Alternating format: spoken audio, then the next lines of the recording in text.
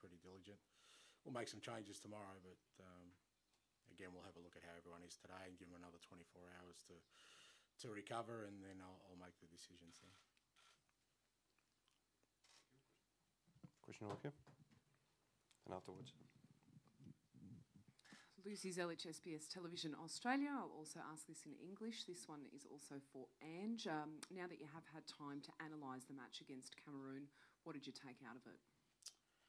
Yeah, look, we were really pleased, particularly with certain parts of the game. We the first half, particularly the first half hour, we controlled the game really the way we wanted to, and we created some chances. We probably just didn't take advantage of that. To put some scoreboard pressure on them, but yeah, our overall game was good. We obviously had that lapse just before half time, which was disappointing, but again, it's something that I'm sure the players will learn from that. But again, the reaction was great. Second half, we started really strongly, scored our goal, but we had probably 2 or 3 good chances to get a second, and we probably fatigued a little bit towards the end, which is understandable, and became a little bit of an open contest, which suited them, but look, just a real great admiration for the players, and the fact that, regardless of what setbacks we may have during a game, there hasn't been a game yet where they've just sort of given up or veered away from the kind of team we want to be, and they did that again against Cameroon.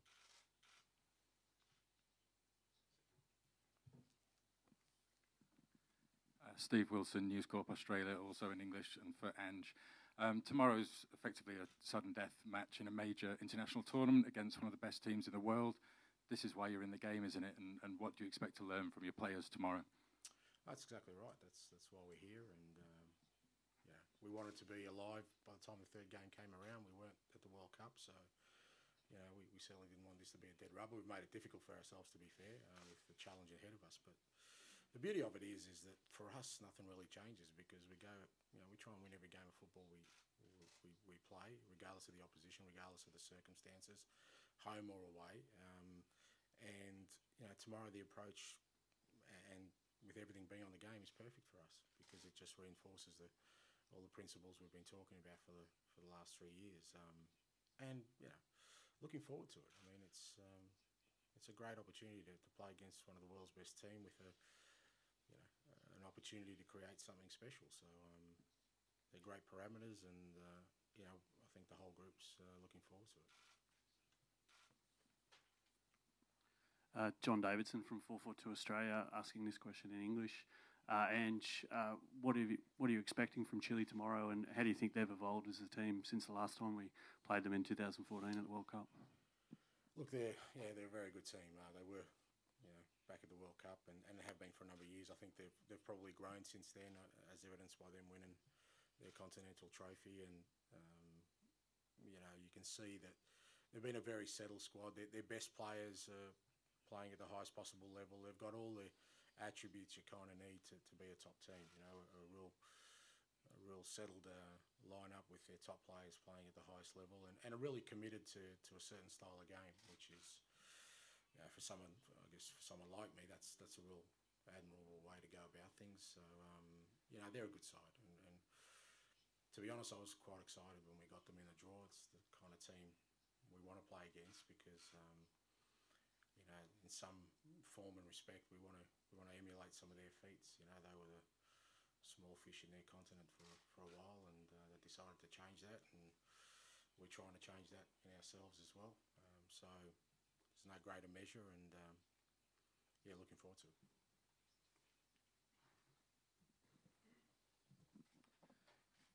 Kieran Pender, The Guardian English. And a question for you. The 2 games are being played simultaneously tomorrow, and the result of Cameroon-Germany could have a bearing on whether Australia progress.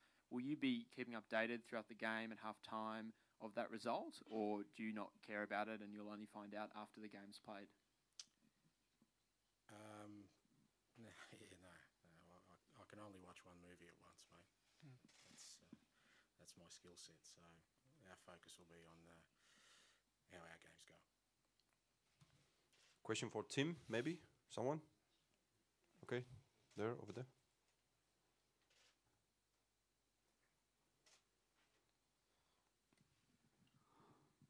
Hi, I'm Marcelo from TV Globo Brazil. I'm asking in English. Tim, generally Australia is seen by the world as a strong soccer team, strong, I say physically, strong team that emulates sometimes the English style of football. But as we saw during the World Cup there in Brazil, from you, mainly in Porto Alegre, you can score beautiful goals as well, like you did against Netherlands during the World Cup. From where the technical part, the skilled part of Australian football comes? Who you emulate when you do this? I think, first of all, yes, that's definitely one of our traits, being physical. I think in the past, the 2006 World Cup campaign, we heavily focused on that. 2010, we tried to change our ways a little bit. But now, the last 3 years, has been all about playing football. It's been about testing ourselves against the best, regardless of who we come up against. And the way that it's evolved and being part of that and seeing the way that it's grown and has been, fantastic and better for us, because we get to go out there and, if you look at the last 3 or 4 games that we've played, we've dominated possession against some of the world-class teams. When you go back to technique and individual qualities and scoring goals in Brazil, then that's something that a lot of our players have in their locker. I think the instinct and the mindset for us is to go out there and be fearless. And the next level of that, from scoring great goals, is playing great football. And I suppose we want to come away from just that physical team. We want people throughout the world to respect us for our football. And, slowly we're getting there, but we can see the results in-house. We can see what we're doing, and we're going to believe by it and stand by it and continue to do that. Thank you. Question over there. Sport за днем. Добрый день. 2 вопроса Тиму Кейхилу на русском языке. Первый вопрос, Тим, вы в последних матчах выходите на несколько минут на замену. Вот как вы оцените свою физическую форму? Готовы ли вы сыграть больше? Может быть, целый матч. И второй вопрос касается линии обороны сборной Чили, в которой может не сыграть основной голкипер Клаудио Браво и получивший травму Гарри Медель. Вот, на ваш взгляд, насколько это, если они не сыграют, повысит шансы сборной Австралии на положительный результат? Спасибо. I think the first question, it's very simple. Realistically, a lot of us in the team play in the A-League or different, calendar years. And for 6 weeks, I wasn't playing competitive football due to my break coming into a competition, yet still making sure that I was topped up. So the reality of coming to a tournament is being prepared to, contribute to the team. If called upon, 90 minutes, yes, it's definitely doable, but also the reality of players that are playing in their season, the 23 players that we have here, you have to respect the fact that players are playing in season, and also making sure that you can compete at the highest level for as long as possible. So on that factor, it's not a problem. And with Claudio Bravo possibly out and Medel, I think with what they have in their stable, I don't think it matters who plays for them, because one of the strongest factors of Chile is their work rate. They defend together as an 11 and they attack together, and that's something as a player I admire, regardless of their individual qualities. They're a great team to watch, but in my opinion, probably the best team in this Confederations Cup, and it's going to be a great test for us.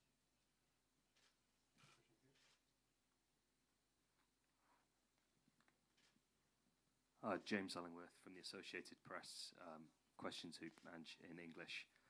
It's obviously not easy to pick holes in this Chilean team or to identify any weaknesses, but that kind of all-action style they do have means that they can fade a little bit on occasion later in matches. Do you think that that's your best chance of success, to kind of weather the storm early on and try and hit the Chileans later in the game when they may not have that same freshness? Yeah, look, I think from our perspective, again, we've tried to have a heavy emphasis on kind of us, and part of it being us and the way we want to play is to also go full throttle from the start. And yeah, that's what we'll try to do. We'll try and take the game to them right from the beginning. Obviously, it's a game we have to win. There's no point sitting back and waiting for a certain moment for things to kick in. At least with this game, we're going sort of on level terms with the opposition because they'll have had the same break as us, and I think this is the first. They had the extra day for the first game, and they'll find it tough backing up in such a short space of time physically as we found it in the last game. So, if there's a physical component that might come into it late in the game, it'll really only get tested if we're prepared to go hard at the start. Like I said, I think too often in the past, teams sort of wait for their moment. We're not going to be a team that waits. Whistle goes, we'll start, and we'll try and match their intensity, match their work rate, match their, emphasis on trying to dominate the game and see where that takes us.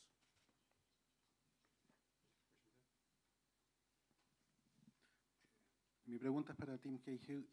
Yo voy I have a question for Tim Cahill.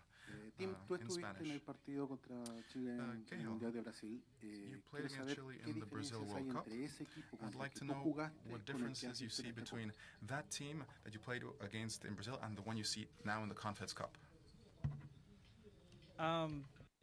To play against Chile in the World Cup in Brazil was fantastic. I think the thing was when we played them, we were a group of players together, and very short time with the boss. But we went out there regardless, and we played the way that we knew we could play, and that was keeping the ball. They caught us cold very early, first 15 minutes, and we were a bit startled. But once we got to grips with the game, we dominated large parts of it, and we knew once we scored, we could create problems. We didn't get there in the end, but it was another disallowed goal, and there was other moments in the game where we went to chase it, and then we got conceded another goal and lost 3-1. I think the difference between the Chile team then and the Chile team now is now they've evolved and they're really in full flow.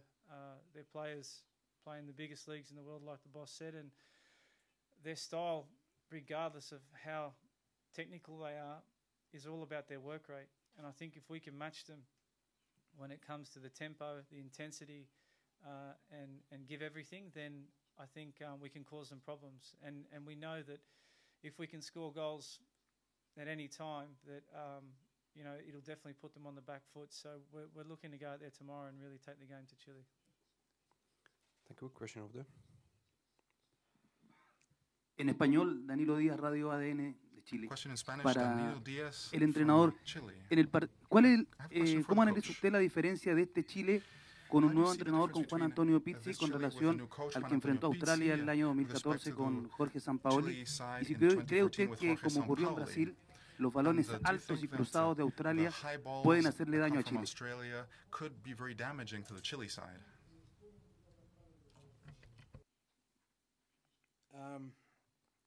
Well, I think Tim answered the question in terms of the difference between the two teams. The teams evolved, and I think the fact that they won a major trophy, it makes a difference to, I guess, the personality of the team when you win a major trophy. So they're a very confident team now. I think the football is very similar, but as I said, their best players are playing at the highest level and at the peak of their powers. So this is kind of I guess a good moment for Chilean football where the system works, but also the players are hitting peak at the right time. So they're a great challenge. As for us, we're just we're just going to bombard them with long balls. That's all we're going to do. Thank you. Question there, gentleman, with the al entrenador Raúl Neira del Mercurio de Chile, en español. No sé si usted maneja el dato, pero de los últimos 100 goles convertidos por Chile, en 74 han estado involucrados Arturo Vidal y Alexis Sánchez. ¿Qué importancia le da usted a esa pareja de jugadores y si mañana habrá un cuidado especial con ellos? Muchas gracias.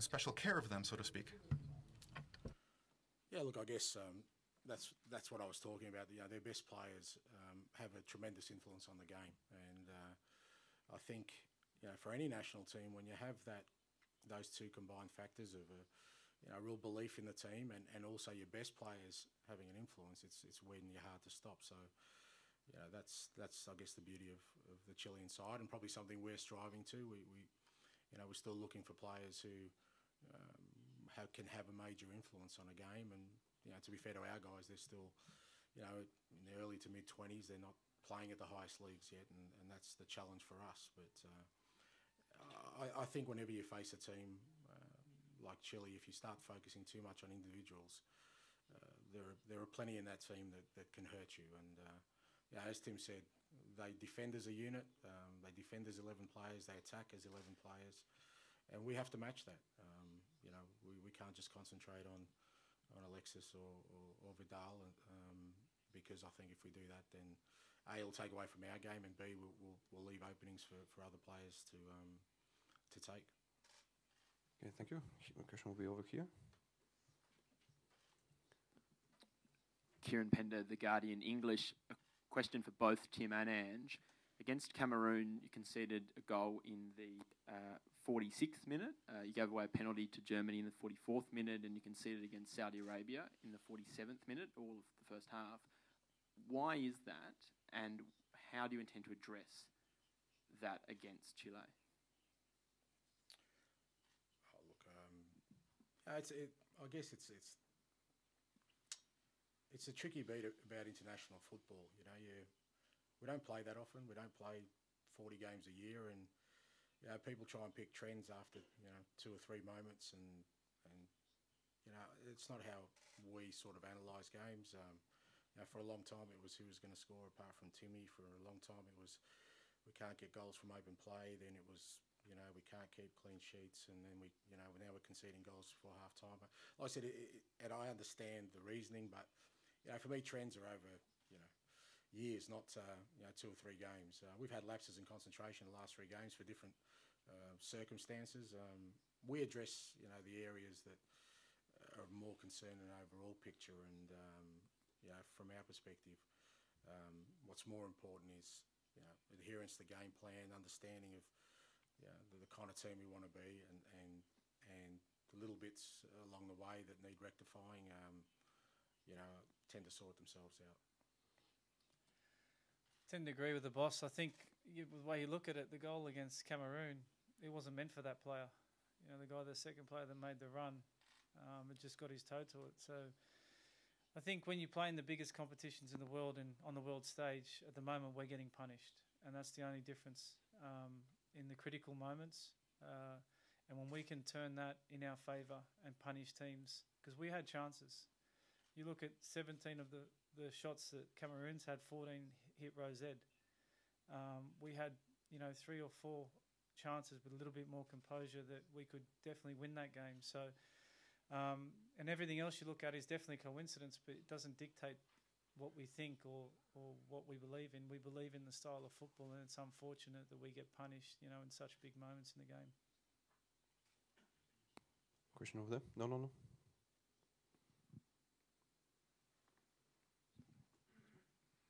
Hi, John Fisher from Omnisport. Question in English for Ange. Obviously tomorrow could be a landmark day for Tim. How do you assess his contribution to Australian football over the last 10, 15 years? I don't think it's just to football. I think to Australia as a nation. He's a great Australian, transcending sport. To play 100 games for your country, to score in 3 World Cups at the highest level. He didn't start his international career till he was 24, not because of ability, but because of other factors. So he could be sitting here at 120, 130 caps. Every one of them earned. If he plays tomorrow, it's not because he's playing his 100th, because he'll have earned it. He's just a great Australian, right? And hopefully recognition for this is not just from the football community, but from the country as a whole. I've got no doubt that if it was any other sport in our country, he would be held up as that. He's conquered the world, mate. If we've done it in tennis, we've done it in golf, you name the sport, we've had world champions at Olympics. That's what this guy is. Like I said, he scored at 3 World Cups. If that's not world class, then I don't know what is. Thank you. Question over here. Lucy Zelic again, SBS Television in English. Tim, this one's for you. You've already given so much to the green and gold. How much do you feel you still have left in you from both a mental and a physical perspective? I think it's simple. Like, you know, I love my country and I love playing football, and I played with so many professional footballers and worked under so many great coaches that every single one that I've spoke to always say never retire too early. Don't give up the game so long as you can play. And my moments take me back with the boss was when we sat down in a hotel with Bresciano, Jedinak, a few of the other older players, and you're a little bit nervous because you don't know what's next, you know, whether what you had to live up to, what you had to do. But boss said to me before the last World Cup, why can't this be your best World Cup ever? Funny enough, it was. And then again, we went to the Asian Cup. He goes, no, it doesn't stop there. Why can't this be your best Asian Cup?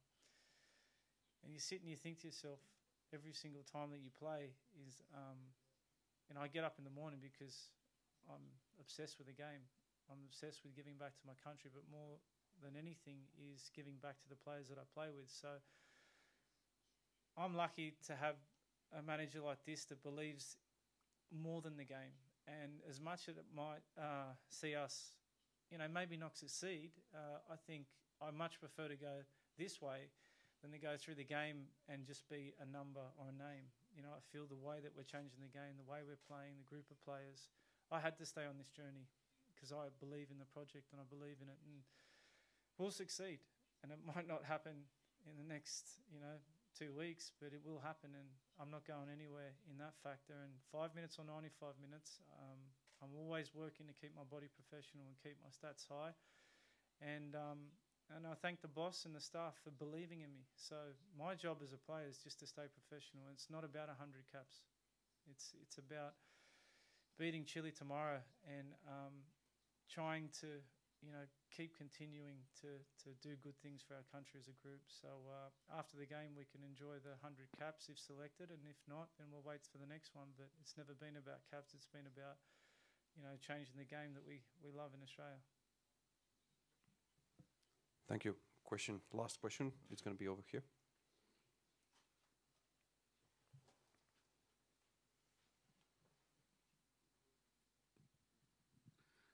John Davidson, 442, asking a question in English for Ange.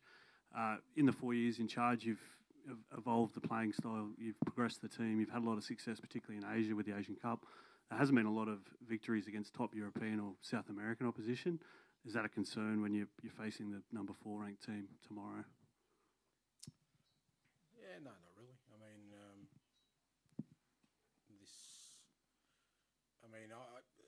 from my perspective, friendly games against the best opposition is not about trying to beat them. It's about trying to evolve your game. I think for us, what we've tried to do is create a team that can do well in major tournaments. To do that, you've got to make certain decisions along the way, and that's what we've stayed consistent to. I've stayed consistent too. We had to go to the last World Cup with a young group, but we competed well. We built a team to win the Asian Cup. Now we're trying to build a team that will qualify for the World Cup and do well in 12 months' time. That isn't going to happen if we try and chase, morale boosting or, I guess things that just make us feel good in the short term. We'll keep making the right decisions to make sure, as I said, come 12 months' time, if we've qualified and we're here and we're playing the best again, that we'll be ready for them. And that's all that concerns me. What happens in between is, again, just, I guess, more running commentary for everyone else. Thank you. Good luck. Thank you. Thank you.